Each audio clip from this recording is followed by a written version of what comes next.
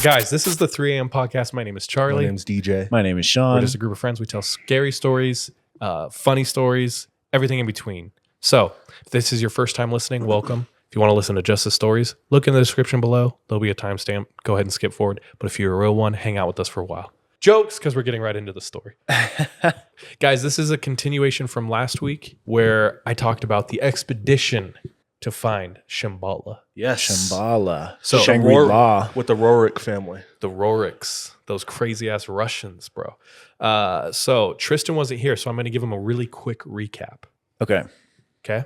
In the 1920s, there was Russian occultist family named the Roerichs. There was Nicholas Roerich, Helena Roerich, and their son George.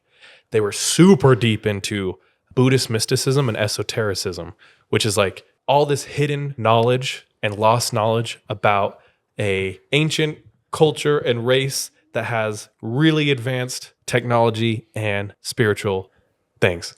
So Basically the Atlantis of Asia. Yes. So in the 1920s, they went on an expedition that lasted 5 years. They covered 15,000 miles. They went over peaks. And Tibet in the Himalayas, some of the harshest climate in the world, the tallest peaks, lowest lows, coldest temperatures, like the most remote places, to the point where even today, there's many valleys that we have not gone into yet because it's too remote, too hard. Not only that, it was politically super unrest. So at this point, Tibet is like a ton of small communities and they beef with each other. And if you're an outsider and you're found in Tibet, you're most likely like captured, tortured, killed. Mm-hmm. There was warlords, evil people, mean people. It's crazy. So this is the climate that they go into there. And it lasted 5 years. At one point, 4 years into it, they're being followed by spies from England, the US, and Russia. They're getting close. They think they're getting close to finding this ancient lost civilization of Shambhala, which is why they went there. And they disappeared. In his journal, right before they disappeared, they all account seeing a UFO.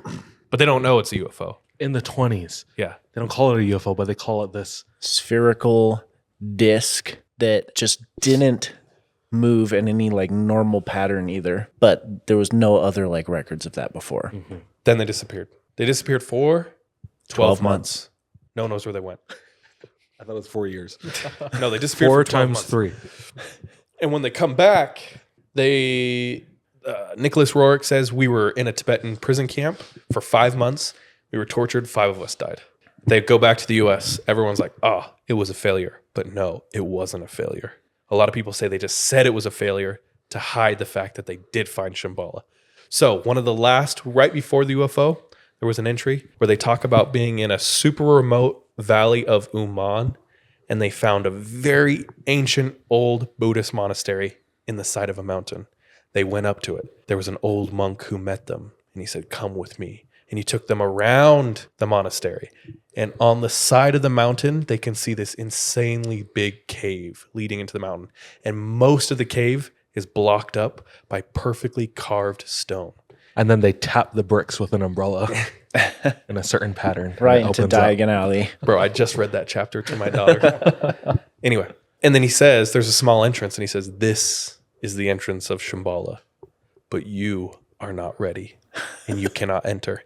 And then they disappeared for 7 months, or 12 months. 12 months. So, What a blue ball, too. well, That's yeah. the worst, dude. So then they come back to the US, they're dejected. The world says, man, they failed. A lot of people are like, nah, I don't think they failed, because right after they come back, FDR refunded for a new expedition. He gave them a new deal. A new deal. Oh my gosh, this guy. What a political guy.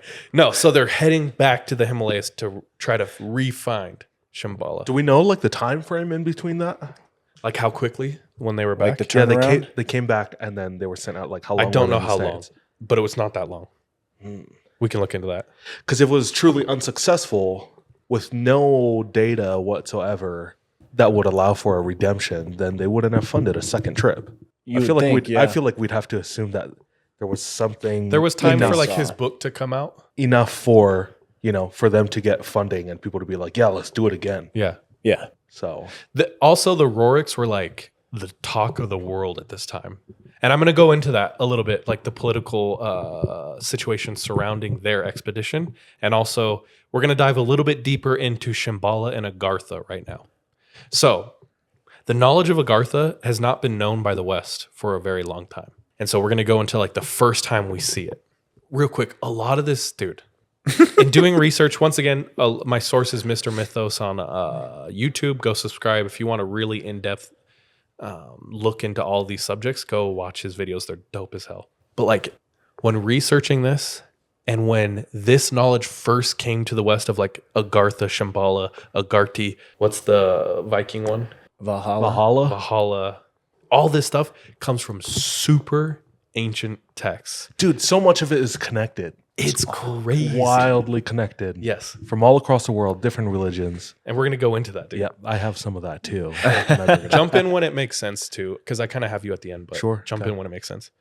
So, like, I was looking at the photos in like Tibet, in Mongolia, in China, these rooms of scrolls and parchments and books.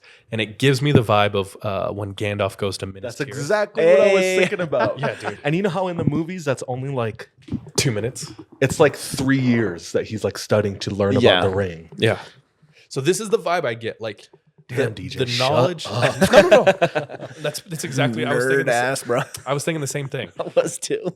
The knowledge of Agartha and Shambhala come from those type of tomes and scripts and scrolls.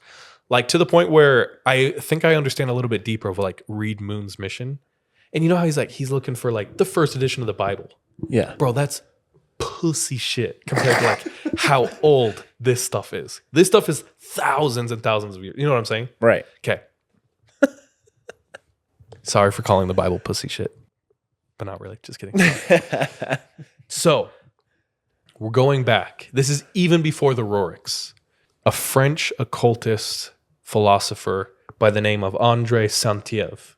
And in researching this, there's so many of these characters that were like a philosopher seeking for deeper truth. There's like hundreds of them. And they spent and dedicated their entire life to like finding deep hidden knowledge. And a lot of their works like feed into the other. Like it starts going back to like John Dee. Do you know what I mean? He was one of those characters. There's hundreds of people that are like that. Yeah. Who like record all this shit and it all ties into each other. And it's like a club and a cult to be a part of this, to have knowledge of this. This guy is a similar figure. His name is André Saint-Yves. He was a French occultist. He dedicated his life to studying the Kabbalah, which is ancient Hebrew mysticism kind of. Mm-hmm.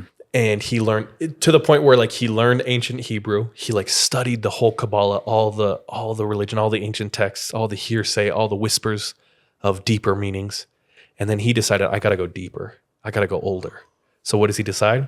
I got to learn Sanskrit, which is like the oldest language on the earth. Like right? the oldest like known written language. Yes. And have you ever seen it like cuneiform where it looks like a bunch of nails? Yeah. So anyway, he's like, I got to learn that shit. Dude, and like the way language and linguistics ties into magic and knowledge is so dope. I watched a video recently that talked about, it goes back to the Tower of Babel, right? So do you want to describe what that is real quick? It's like this really tall building that like all the people on earth were building, and they're like, we're going to build it all the way to heaven. And then all of a sudden it fell. Well, Everyone's God was like, languages no, were like, no. Oh yeah, he was like, nah. That's not how it works. And then everyone couldn't talk to each other anymore. Because God like confused their Confused language. languages. And that's supposed to be the Tower of Babel. but like the genesis of everyone's different languages and Yeah. they all And like different split. peoples. Yeah. Yeah. So before that, what did we speak? The language of the birds. Is that for real? Is that what it's called? I don't know. Adamic? I've just heard that before, that term. So it's the Enochian language or the Adamic language. And that's like the language of God. Oh, the God before it was confounded. So everyone, and in this occult journey, everyone's always looking for like the deeper, the original or root. And a lot of it's rooted in that original language, right? Where it's like the Enochian language or the Adamic language. Which has since Right. been lost which has since been lost off this earth. to us NPCs. Yes. Yeah. Well, John Dee, that was like his contribution to black magic was he brought back the Enochian alphabet. Yeah. And so that's all his magic. If you look on all his symbols, that's what he claims it is. And that's where like all his powers derived. Anyway. Busta Rhymes too. Yeah. And I gotta get it. I gotta go. Okay, so this guy, he's like, I gotta go back to the beginning. I gotta learn Sanskrit. So he starts looking for a teacher. Okay. He's looking far and wide. He's putting pigeons out Where there. do you go to like find a the Sanskrit teacher? The World Wide Web back then. No, I'm just kidding. Good question. And what's crazy is he comes across someone in his own town. Suspicious? That is a little suspicious. He meets this When is this? dude, like the 1900s? Either the late 1800s or the early 1900s. Okay. So one of those. Just ran into somebody who knew Sanskrit or like So Sanskrit. Put a little mental pin in Okay. there. How that's kind of Pinned. crazy. He comes across this guy who is a seller of birds and a professor of languages. Wow. And he says, he claims his name is Harji Sharif. Harji Sharif. The whole time, Santiev is kind of skeptical of this guy's backstory, but he doesn't question it too much because he's just happy he found a teacher, right? Right. So Harji Sharif claims that he left India after political turmoil, so he took off, right? He's a bird seller and he's a professor of languages. And he happens to know very well, like insanely well, Sanskrit to the point where he can speak it, teach it, write it, whatever. Yeah. Sussy, someone says in the chat. It is a little. It's like, how do you know he's actually speaking that? Like, you can't disprove him. Yeah. He could just be capping. Okay, so they start lessons, and they're 3 days a week, and they're very intense, and they're very deep. And the very first lesson is recorded on paper, and it translates to something like, these are the lessons out of the academy or the school of Agartha. So lesson 1 with Santiev, Sharif is teaching him about Agartha. And at first he's just learning the language and he's getting to know how to write it and how to translate it. But very quickly, Sharif is teaching him and introducing him to something new and crazy. Yeah, that's wild. Lesson 1. Really quickly, he realizes there's a deeper meaning to these lessons. He's teaching him about Agartha, and he's teaching him about it in a way where it's not like some philosophical meaning or like you can attain enlightenment through. It's like, no, this is a real place with real rulers and leaders, and then you can get to it, and there's a lot of power and benefit to like finding it, right? Yeah. Santiev becomes obsessed. He wants to learn more about the language, but also now he's obsessed with the idea of Agartha. So he trains and he ups his lessons and he goes deeper and deeper and he trains harder and harder. And multiple times he pretty much like calls out Sharif and he's like, I know you know some deeper shit. Like, tell me I'm ready. Yeah. And Sharif like writes in this unknown language to Santiev. He writes a message and he's like, you need to decode this.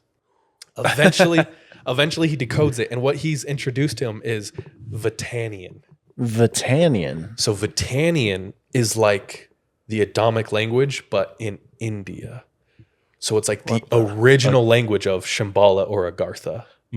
It's like the root language that everything is based off of. Okay. And so now we find out Sharif is fluent in Vatanian. And to this day, his Vatanian is like, it's recorded and people have seen it and they say it's like, it's perfect. So what he wrote in Vatanian basically was like, you like have a spark for knowledge inside of you, but you're not ready. And he keeps telling him, you're not ready. You're not ready. Is this an RPG?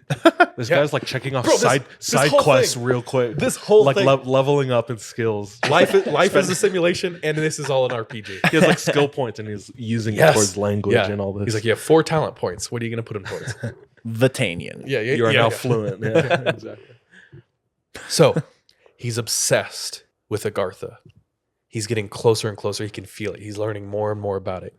He has a good relationship with his teacher. Yes, but at the same time, he's questioning his background. He's like, I don't think he's really who he says he is. Yeah. I don't think he's like, because he's just like too knowledgeable. And the fact that he was in the same town. And he showed up out of nowhere.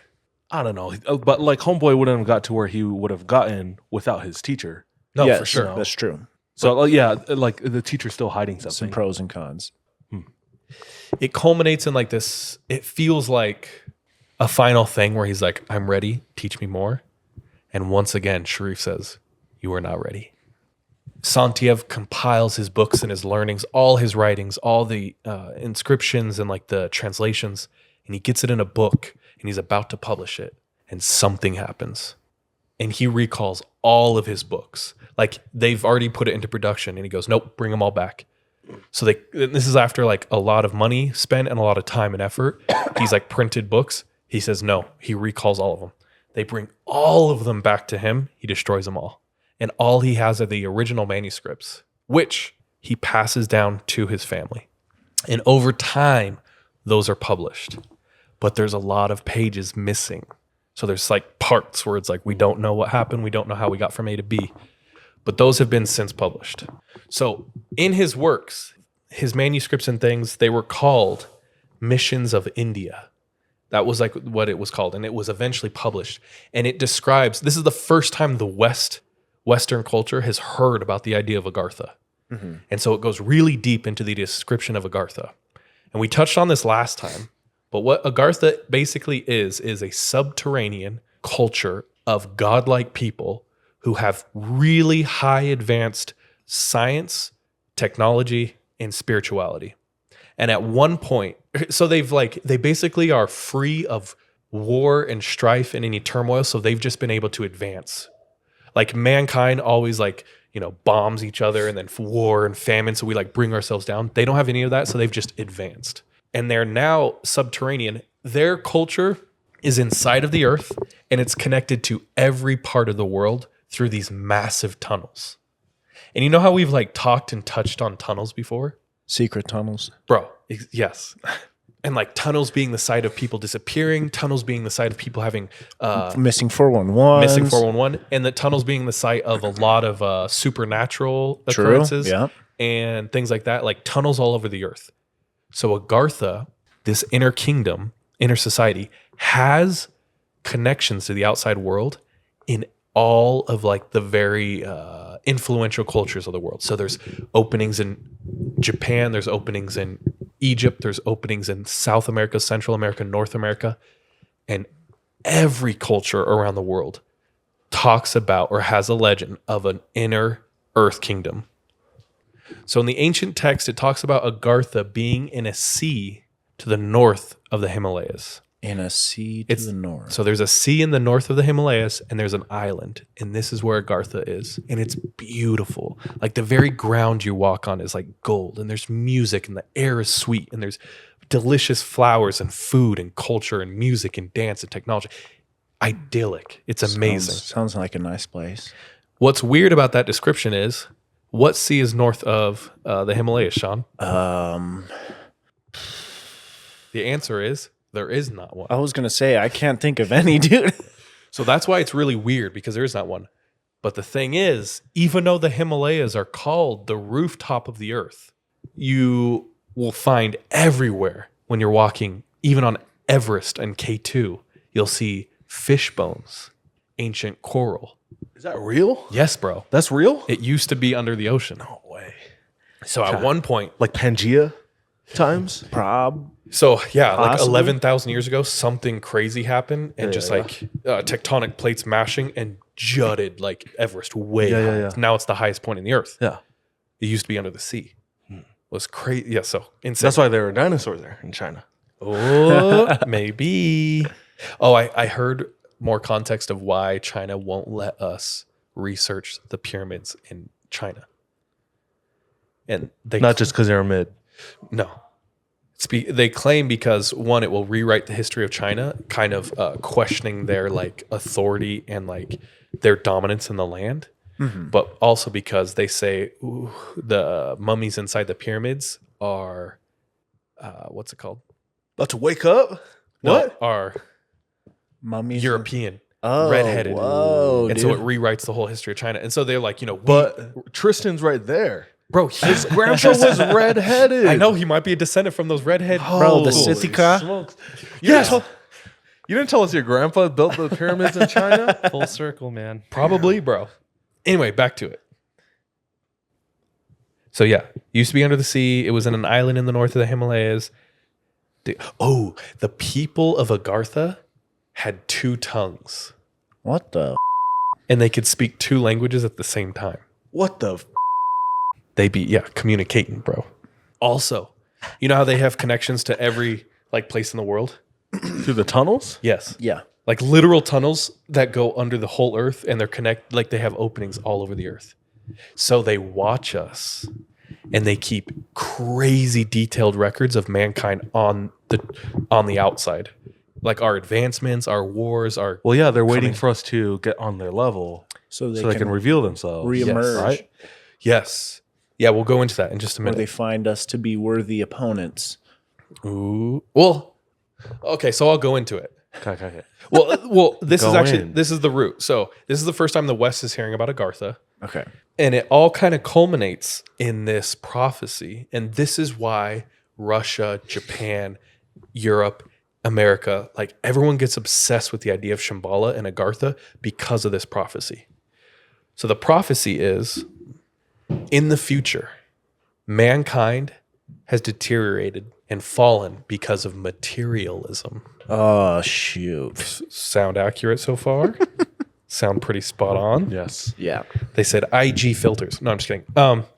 The people on the surface Earth have become, and this is an ancient Tibetan prophecy. The people of the surface have become united under an evil king, and the world is in turmoil. So the 32nd ruler of Shambhala will arise from the earth, will make themselves known, and with crazy powerful technology and weapons, they will clap the cheeks of the evil king. And they'll bring the world, the surface world, into unification and then like be unified with them. And this will usher in an era of peace, a like a millennium of peace. Yeah. Wow, that's a pretty close parallel to at least Christianity. So there's one part of that all of these like It's the weapons. political leaders and world powers get really fixated on. And it's the insanely powerful weapons. Of course it is. So this sparks hundreds of expeditions. And I read about the Roerichs last week. Dude, they're one of so many. So many people become obsessed and they're trying to find this shit. They're putting their life, everything on the line to find this. The Japanese are looking for it. The US is looking for it. Like I've said, the Nazis are looking for it. There is a Soviet doctor. This dude sounds crazy. His name is Gleb Boki. Gleboki. He becomes obsessed with getting this power and this ancient technology. He puts together an expedition that fails, and then he puts together another expedition that never comes to fruition. He has a laboratory in the USSR where he conducts these crazy experiments, and he's trying to create the perfect communist.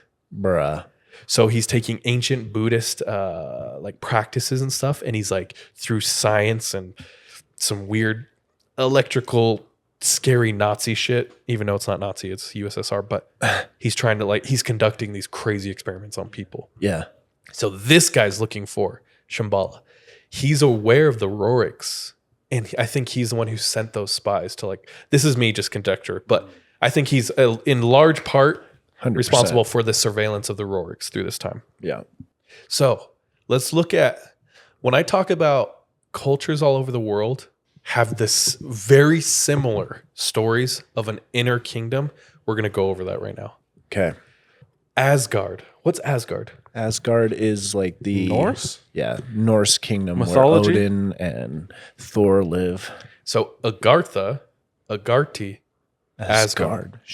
Damn, bro. And Asgard was always supposed to be in Inner Asia. Did you know that? I didn't know that. Bro.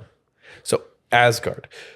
In the video, he lists 10 Native American tribes. And I'll just go over the Navajo, the Creek, the Pawnee, so many more. They talk about how their ancestors came from large tunnels in the earth. And these godlike people who have a lot of knowledge come from in the earth. So many tribes over North America. Bro. Guatemala has Xibalba, which is their god who they sacrifice things to. It's this inner earth kingdom with a god.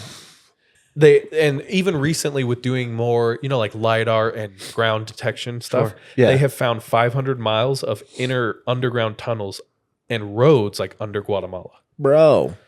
The Maya talk about in their ancient text of Popol Vuh, they talk about an inner kingdom in the earth and tunnels leading to it. There's one of the most famous Jewish and Muslim sites is called the Cave of the Patriarchs, and it's supposed to be an entrance to the inner kingdom. So there, we know where this spot is. Yeah. We've never been able to go into it. Why? What? Because it's so sacred to like the Jews and the Muslims. The only time is during war when we were like, oh, let's go check that shit out real quick. So we got inside. We like moved this perfectly carved like square stone. It opened into this really big cavern, and then we only got like in 2 chambers, but it went down way more. And there was a ton of artifacts, and we lifted a lot of it. And then like there's these entrances that are sealed by like this steel grate and then like a dome on top of it. Dude, they are for sure using it. Dome of the Rock. Dude, we don't know what's in there. We have no idea. They do though, is what I'm saying. Who knows, bro? They do. Yeah, who knows? They know. So anyway, that's the Jewish and Muslim one. In Egypt, Okay. there's an ancient legend that's like corroborated by multiple Greek philosophers who visited Egypt during those times. Tunnels under the Sphinx. It's called the it's called the City of the Gods. And basically when they talk about visiting Egypt, they're like, oh, all that shit's connected. Like the pyramids of Giza have tunnels that go from them to the pyramids in Memphis. The Sphinx have tunnels that go under it, connected to the pyramids, connected to like the city of they say like there's so much underground infrastructure under Egypt, it's all connected. And all these like Greek philosophers talk about it. And then now that one guy who's a dickhead who like controls archaeology in Egypt, remember he was like, there's tunnels under the Sphinx, and then he's like, there's absolutely no tunnels under the Sphinx. So that's like an old thing. Wrong. He's capping. Chinese Aboriginals, so these are before like the China we know. They talk about underground civilizations connected by tunnels. India had Patala, where they talk about underground civilizations of like a perfect advanced race. And they claim that the people who lived there were called the Naga. The Naga. Does that ring any bells? No. None at all. Think of Reed, Thailand, when he talked about the Chiang Rai River or the Chiang Mai River. I can't remember which one. But he says that there's a serpent that lives in that river that the Thai talk about. Do they call it the It's Naga? the Naga. So this is a little different. This is the Indian like origin story. The people who live in Shambhala or the inner earth, they're known as the Naga, and they are part human, part serpent. I was gonna say, dude, when he talked about like the people having Forked tongues. I was like, the lizard people? Lizard Yes. people? Oh my God. Dude, it's all connected, bro. I'm telling you. This shit is all connected. Every culture on the planet, bro. Oh, I just took the red pill, dude. Yeah. Joe Byron right now. What are you Dude, gonna tell Take him? me out to dinner. What are you gonna tell him? Anyway, so the Naga, half human, half serpent, they're partial to water, which is like the Thai, bro, the river. They're known to like be around rivers, bodies of water, lakes, things like that. They hold and guard wisdom, but they also guard physical treasure. So it's like, So dude, there's treasure. and if you look in Southeast Asian cultures, this is China, Thai, like Vietnamese, all of it, they have like depictions of serpent type creatures that are like based off this Naga. Yes, and they think that the Chinese dragon could be based off of the legends of the Naga. Why not? Yeah. So it's all connected, bro. This shit goes so far back. It's all one. Remember how I said Santiev happened to just run into a guy who was a crazy philosopher and professor of languages? Yeah. Well, there's many, and Mr. Mythos is one of them. He says, I think he coined this term. There's a lot of people who think that there's a group of people known as the cult of Agartha. Bro, so it's like the Magi, but they're for Agartha? Yes. And their mission is to find people who are ready to hear the knowledge. We're ready. And to test them. At the end of his teachings, at the end of his learning with Sanji. No, what was his name? Santiev was learning from Harji Sharif. Santiev was the one who was picking up real quick. the French dude who wanted to learn He Sanskrit. was Yeah. learning real And then quick. Harji Sharif was his The teacher. teacher. Yeah. Yeah. So remember how I said it seems like all at once, like his teaching stopped and he stopped like learning with him. Yeah. So accounts come out that he was visited by a person who is known as the second Indian. So a second guy comes out who has just as much deep knowledge about all this and basically tests Santiev. And after his meeting with them, he determines and tells him, you are not ready for the further light and knowledge. Oh my gosh. You are not ready dude. for the further. And then they just ghost him. Does he use those words Get exactly? Correct, No. bro. Okay. But essentially. Yeah. Dude, okay, so the cult of Agartha, they're known as a restricted sect of Hindus rather. And throughout time, they're looking for Westerners to impart their wisdom. And so there's another guy like a couple years before who has a very similar story. He starts looking into knowledge, like deeper Tibetan knowledge. He really starts inquiring about it. And then all of a sudden he's like, a teacher shows up and is like, hey, I'll teach you some stuff. And he goes down this path and he gets really deep. And by the end, he's like almost going to be shared like the deeper knowledge. And they're like, you're not ready. And both of them are guilty of the same reason for not being ready. They can't disassociate or they can't let go of their Western ideologies enough to where they can accept the Eastern truth. So like Santiev and the guy before just kept trying to like fit Christianity and stuff like that into, and he was like, oh, like it makes sense because in the West, like we talk about, and they're like, nah. So ultimately they're like, you're just not ready. You cannot fill a cup that's already full. Oh, be like water, my friend. Mm. So yeah, they were like, you're too Christian, you're too freaking howly, Too you're basic. too Western. We're out. So that's the first time the West hears about Agartha. That knowledge of the weapons is what kicks off this worldwide expedition. Basically like what's it called? Shang-Chi. Yeah, Straight up, dude. I They don't know, got I've all never the seen it. weapons and shit, but like it's kind of like that. hidden dude. from everyone. Yeah. But this is what kicks off like the world looking for this stuff. That's why the Roerichs did what they did, Yeah. is because of like this original encounter Yeah. that Santiev publishes. Yep. All that's to say, the Roerichs are now back in the US. They failed their first expedition. And then they get in contact with someone else. And do you want to talk about your part? Sure. Or can I? Okay, let me go. Let me preface it to Tiny. I was gonna say, yeah, preface yours so I could see how mine fits. So best. they get approached by high people in the government. They fund their second expedition. Mhm. Okay. They travel back to Tibet, Okay. back to the Himalayas. Same story. This is the most unpenetrable place in the earth. Coldest cold, highest highs. Crazy mountain passes. Very hostile local people. They find themselves in the most remote valley, and they find an old monastery, much like the other one in Oman. But Yeah. this one's different. They come up to this old monastery, and they go inside, and they're all shocked because inside of this monastery is this huge structure in the middle. And the abbot, almost as if he knows they're coming, comes out of that structure in the middle and presents them something on a pillow. He has a pillow in his hand and it has this ornate veil on it. And he presents it to Roerich. And Nicholas Roerich comes into possession of this artifact. And on this artifact, written in Sanskrit, is, through the stars I come, I bring the chalice covered with the shield. Within it, I bring a treasure, the gift of Orion. And the abbot gives him two instructions. He says, know how to use it and not to misuse it.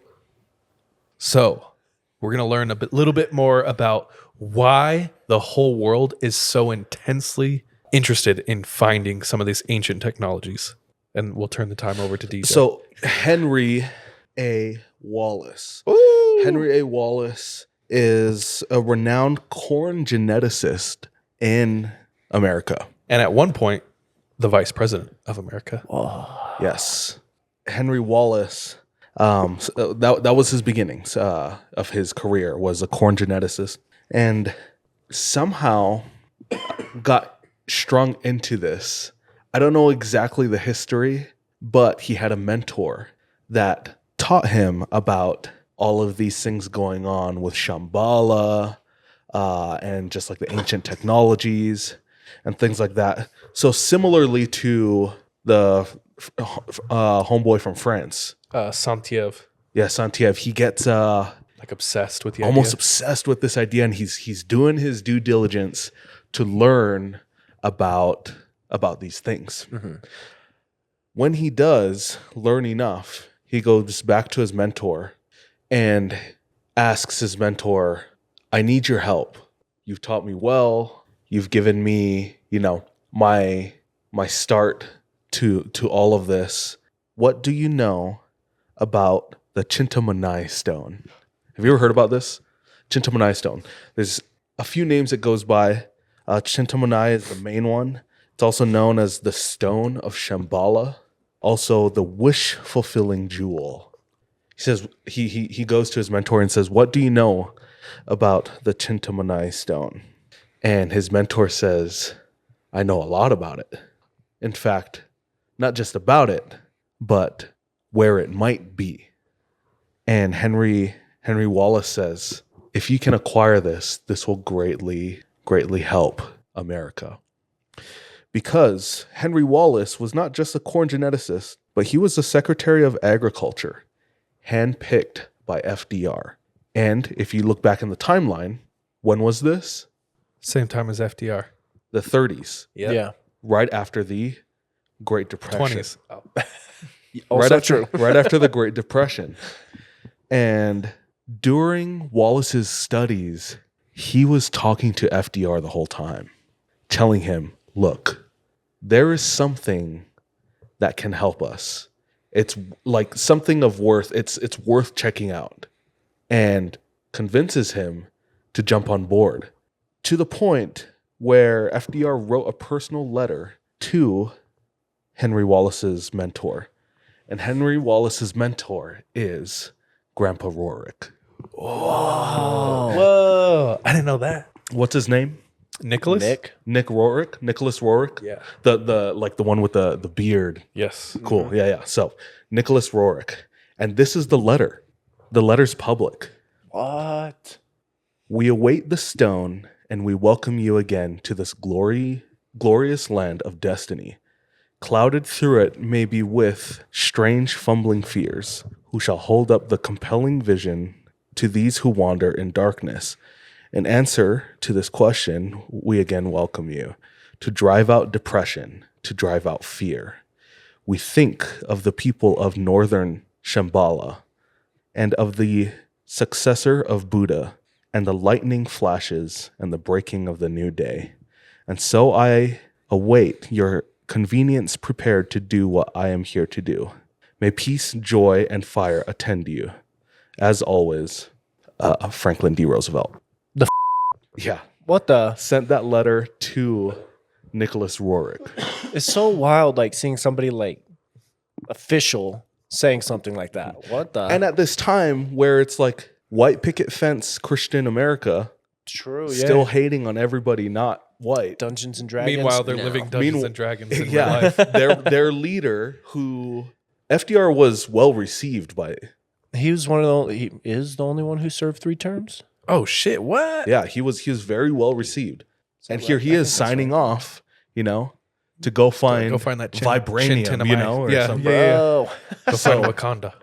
It's crazy. Like the second expedition back was maybe, if not fully, largely funded by, the United States. Our tax-paying money. Signed I off. mean, that by is our the kind of president. stuff I'm okay paying for with Yeah. my taxes.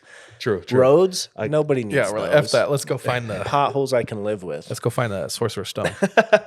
So more on this stone, dude. I've heard it called Cintāmaṇi, and what'd you call it? Cintāmaṇi. Cintāmaṇi. Okay. Yeah, I'm just Chinny gonna use that for chin now. Yeah, Maybe I'm do it. butchering it. But so the Cintāmaṇi Stone, also known as the wish-fulfilling jewel, was supposed to be one of the ancient technologies, one of the tools to help bring America out of the Great Depression. That's crazy. Well, it worked. So Maybe it did, bro. alongside the Cintāmaṇi Stone, Roerichs was tasked by Wallace to also find, quote, seeds of plants that could resist drought. I feel like I remember this vaguely. Well, this was kind of the guys that they sent them back to Tibet. Okay, yeah. So they were saying like, this is your mission to find like seeds and do like plant work or whatever. But really look for that stone. You know what I mean? Look for that magic shit. Bring that back. Exactly. It's crazy too, because this is another thing that we can put into context of how it's globally connected. Okay. So it starts off as like a Buddhist relic. In fact, it starts in Buddhism, there's a story of this heavenly chest that falls from the sky. And in it are 4 relics.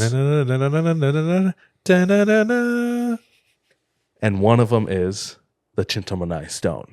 What are the other? Bro, these are the Deathly Hollows, bitch. Yeah, dude. What's the? Okay, so we have. I haven't looked into the other 3. Damn it. Snap! I haven't looked into the other 3. But the Cintāmaṇi Stone is one of the 4 relics that came out of the chest that fell from heaven. This shit is crazy. Of course, they did their research in it and just take his word. I mean, I'm sure they took his word to some extent, combined with other things. But how did Roerichs know? Bro, they believed it to the point where they funded a whole ass expedition. So it's like they thought this shit was real. How did Roerichs know? Back in Russia, I think this was before they moved to the States. I talked about this briefly. He was building Buddhist temples. Yep. And he had a teacher. Yep. And he had a teacher. And the Lama of one of the temples that he was building trusted him enough to tell him about the Cintāmaṇi Stone. Why are you shaking your head? Because he trusted him. He trusted him. But without it, we wouldn't have got out of the Great Depression. That's true. Better help. So, this Lama was obviously connected from Tibet and spoke of a friend who he has long lost contact with, but saying, my friend, a scholar, renowned scholar, was the last one who was able to see it. If you can find him, you can find the stone. So He had to get past Fluffy. yeah. And this is also known as the Wizard's Philosopher's Chest. Stone. This is known as the Philosopher's Stone. For It's real? like the same thing. Yeah. Damn. And so find him. There are other things that you should be looking for. Some identifiers are the stone is recognized as like 3 circles, kind of built, 2 on the bottom, 1 on top, like a pyramid.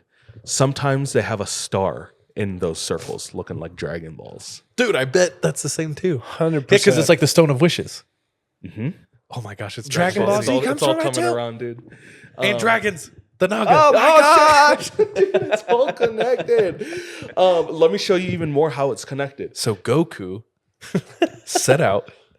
So these patterns, these circles with the stars in them, are in ancient pieces of art from all around the world. Some examples. There are paintings of the Prophet Muhammad with fragments of the Cintāmaṇi Stone. Fragment. There are paintings of Hermes wearing a coat. Hermes, dude. And Hermes is Greek, right? Yes. Hermes. Hermes isn't. Wearing a coat with, like, the main design on the coat are the 3 circles with the stars in them. What the There are paintings of the Mother Mary and even Jesus holding a book with the sign on it. It's rumored that King Solomon at one time had the Cintāmaṇi Stone. Probably got it out of his mines from Agartha. Whoa. Yeah. At one point, he had in possession the Cintāmaṇi Stone and took a piece of the stone and had it made into a ring. With that ring, he had the commanding power over jinns, One ring to rule them all. jinns of which he used to construct his temple. There are stone carvings of Ahura Mazda, who is the god of light in Zoroastrianism, which is like the ancient religion of Iran. I'm pretty sure Jeffrey Epstein's island is Zoroastrian. Like his temple on there. Insane. Based off Zoroastrianism. Insane. And I think there is a lot of talk about sacrificing children and that shit. It's crazy because the Cintāmaṇi Stone is supposed to be a symbol of peace. And in history, it has been used as a symbol of peace. And I think even the prophecies is like peace. But then all the Westerners hear that and they're like, not peace. Weapons. Yeah. How are we going to bring peace? Yeah. Through destruction. Exactly. Dude, that'd just be like the Westerners for sure. It's also rumored that it was one of the items in the Ark of the Covenant known as the Grail Stone. Oh, shit. Yeah. So it's like little pieces of evidence from all over the world, different cultures, different religions, through all different times, point to like evidence of this Deeper hidden of knowledge. this stone. Dude. With this information, the Roerichs head back, and part of their second expedition is in Mongolia. Okay. And in Mongolia, they're walking through the hills and the canyons and the mountains, and they see carved into the walls of the mountain the three circles Oh my gosh, dude. with the stars. And they see this painted in different places. It's like a video game, dude. Like little hints, Side quests Like that what lead is to it? the- Last of Us? Like all the fireflies. Oh yeah, Yeah, dude. They're following these signs, dude. They're following these signs, Gosh. and they spend 6 years trying to find this stone This is after the 5 years that they did before. Maybe collect from their first Yeah, so this expedition. is 11 This is the total years now. Second Holy expedition. hell. Yeah, where they are trying to find this stone amongst Shambhala. This is obviously. the job that I want, though. So. Yeah, so it's a arduous process. They have so much information, yet not Any information. More information that he does pick up in his studies and talking to different lamas in different temples is that you need to find first Shambhala. And in the center of Shambhala is a flaming tower known as the King's Tower.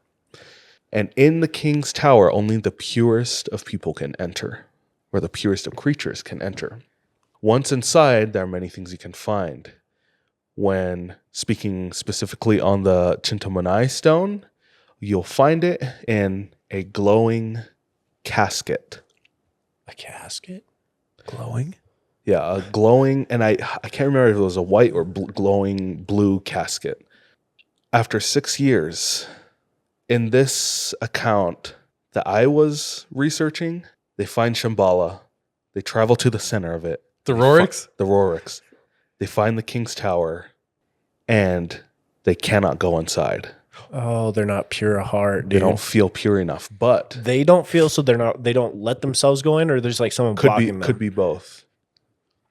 Could be both, but they kind of skated really quickly over the fact that they found Shambhala.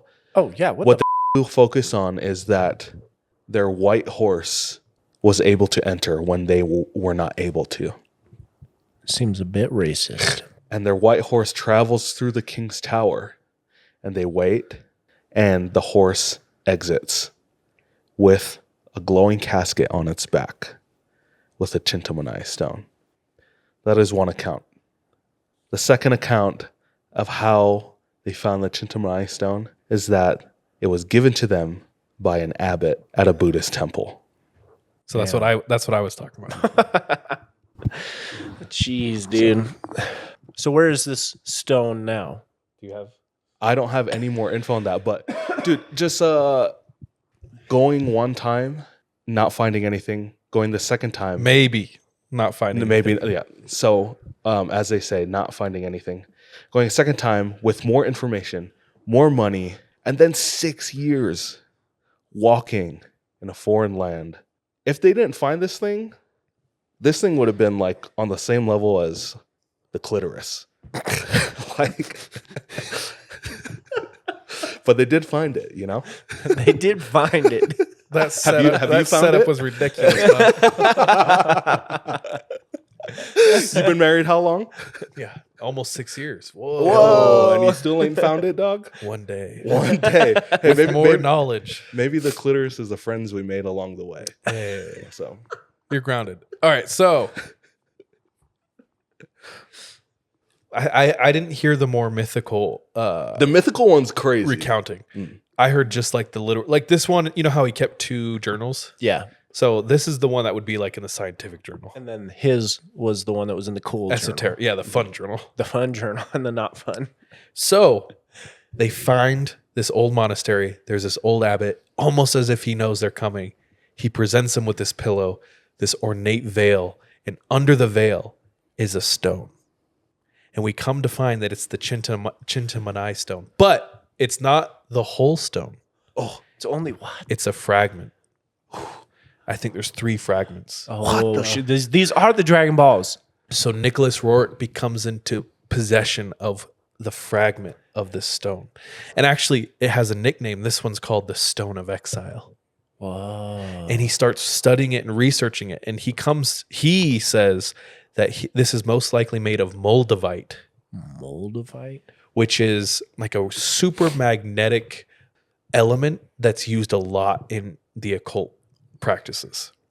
And the possessor of this is like super heightened psychic powers, connection to the other. Of course. There's a It better. prophecy. If I look that long, Yeah, you better. it better give me those powers. Yeah. There's prophecies of people who have touched it, who have seen the future and the past. Oh, shit. Anyway, he becomes what's it called? In possession of this thing. Yeah. And he's given very strict rules on it by the abbot. Know how to use it and not to misuse it. Okay. And don't lose it, probably, too. The third part. So in this, the Roerichs make a little small detour. And a lot of people don't know, are the Roerichs playing both sides? Probably. Do they still have ties to Mother Russia? Ooh. Do you remember that guy I talked about, Boki? Boki. The crazy Soviet doctor who's doing crazy experiments. Russian sleep experiment. Yeah. He's like acquaintances, if not friends, with the Roerichs. These guys are just so connected. It's you gotta trust them, but But you also really gotta trust be, them? Yeah. you know, you gotta check yourself. So they have ties to Russia, but they're funded by the U.S. During this travel, after he gets the Cintāmaṇi Stone, the Roerichs make a small detour To Mother Russia. to Mother Russia, Damn. where we have no idea what they did. And it's Chernobyl so out of the happened. way. It's so kind of crazy. So we don't know if they gave him info. Did they give him more? Did they give him relics? Maybe they had more pieces of the stone and they only came back with the one to U.S. All we know is after they come back from Russia, the Cintāmaṇi Stone is returned to Tibet. And the Dalai Lama says, no more can the fragments of the Cintāmaṇi Stone ever leave Tibet again. In fact, let's collect them right now. They are never going to leave again. So something went down. The Dalai Lama was like, never again. Collected them all. And as far as we know, they've never left Tibet again. So would you say this was like late 30s, early 40s? So this is 1926 is when they made was their... when they did the second? Okay. Yeah, and it's when they made their detour to Russia. When they were just like, hey, we're just going to pop over to continents away. Or countries away. This is where it kind of ends. This is where the second expedition ends. And the second expedition is widely regarded as another failure, just like the first one. So they come back to the U.S., no Cintāmaṇi Stone that we know of on record. They come back not have founding Shambhala on record. And everyone's like, it was a failure. Mm-hmm. And Mr. Mythos ends the video in the same way I'm going to end it by just asking the viewer, like, do you think they found Shambhala? What do you think they found? What do you think happened? And to me, it's like, I don't know, man. If anyone did, it's them. I would agree with that sentiment. If anyone did, it would have had to have been them. They had to at least brushed like Shambhala, in my opinion. And it's like, think of the time. World War I, World War II, like life, world-changing events were going down. Who knows if their expedition had a part in playing and like how it went down. Yeah. And like how certain powers were taken down. Because I don't know if you know anything about this. You know how the Nazis became obsessed with like supernatural? Paranormal, yeah. They had a specific name for it. And I think it's like wonder weapon or something like that. Wunder something. Wunderweapon. Yeah. The Nazis like technology was popping I'm not Googling that. to the point where like we took their scientists because they were so damn good. Yeah. And that's how we started NASA. Yeah. But And, anyway, like heart surgery. like they could have, it kind of seems like for a time that they were clapping the world. Oh yeah, And somehow they were taken down. So who knows what happened? Yeah, if the technologies of Shambhala helped stop World War II. So I don't know. I like this ending though. I'm pretty satisfied with just this not ending. knowing what really happened. But a we mystery. got a lot of supposed information in between True. to entertain us.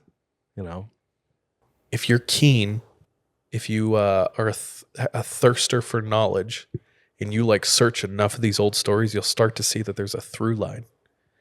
And if you thirst hard enough, you'll be recognized as someone who might be ready to receive the further light and knowledge, the further wisdom that Shambhala has to offer.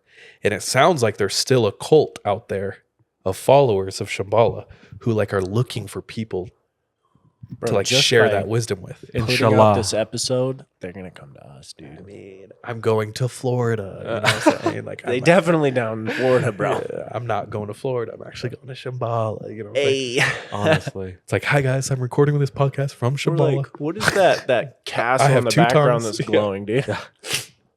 But who knows? I love this idea.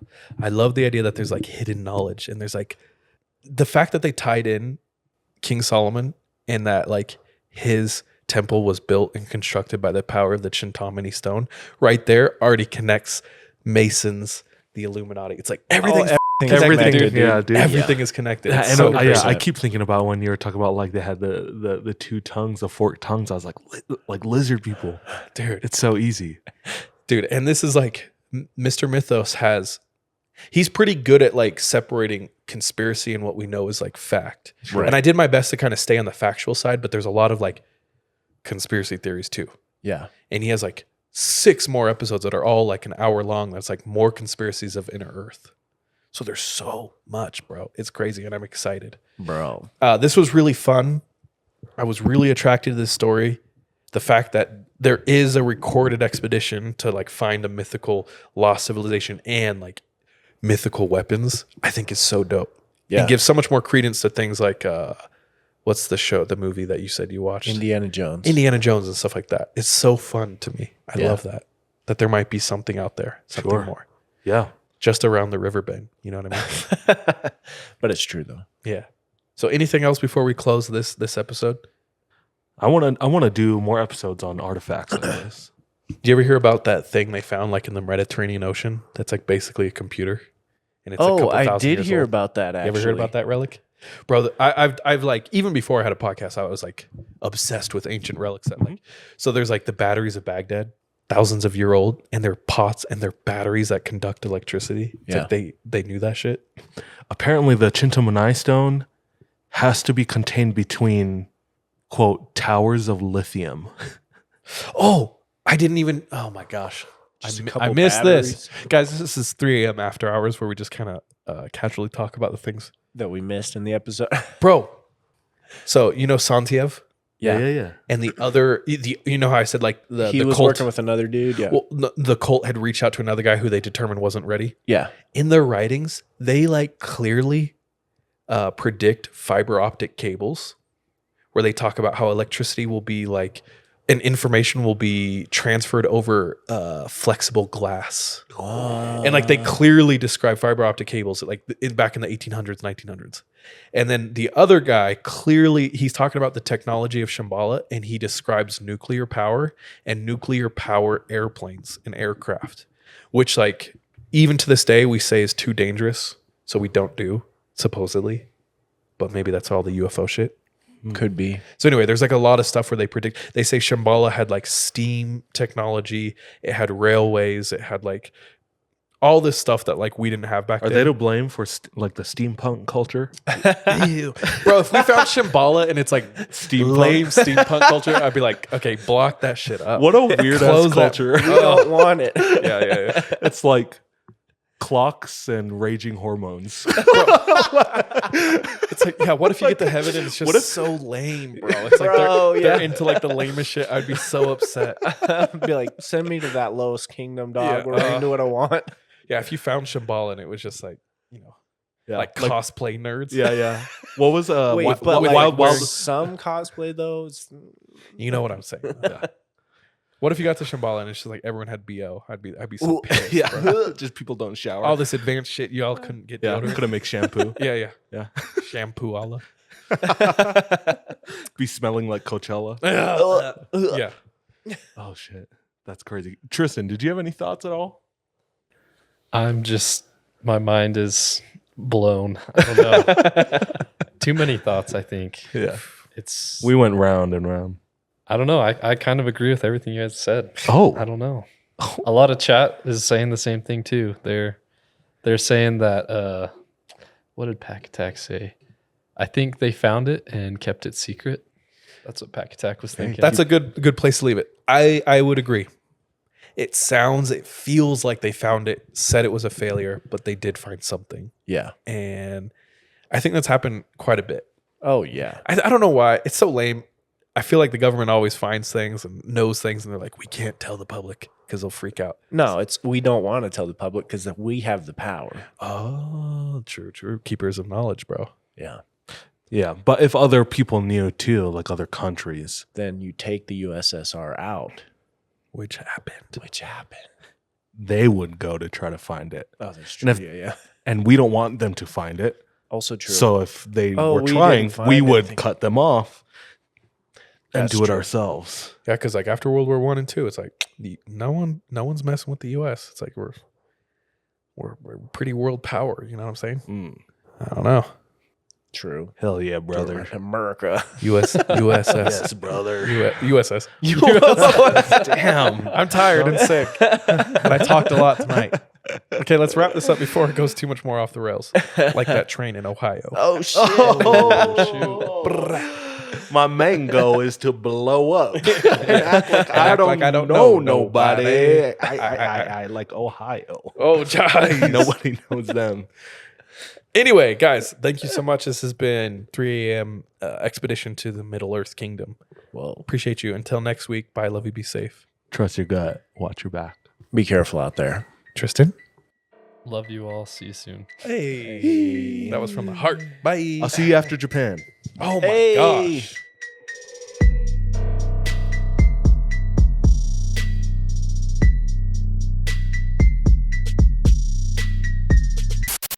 Hey, thank you so much for tuning into this episode of 3 a.m. If you want to support us, visit our Patreon where patrons have access to exclusive content. If you're not able to support us monetarily, don't worry. This episode is on us. You can still rate and review us on whatever platform you listen to us on. It really does go a long way. You can also follow us on social media. Our handle everywhere, including Patreon, is the 3 a.m. pod. Finally, do you have any scary stories? If so, submit them to our website, the3ampodcast.com. We love any audio or visual aids that can help bring your stories to life. So file uploads are welcome with your written submissions. We're anxious and excited to hear from you.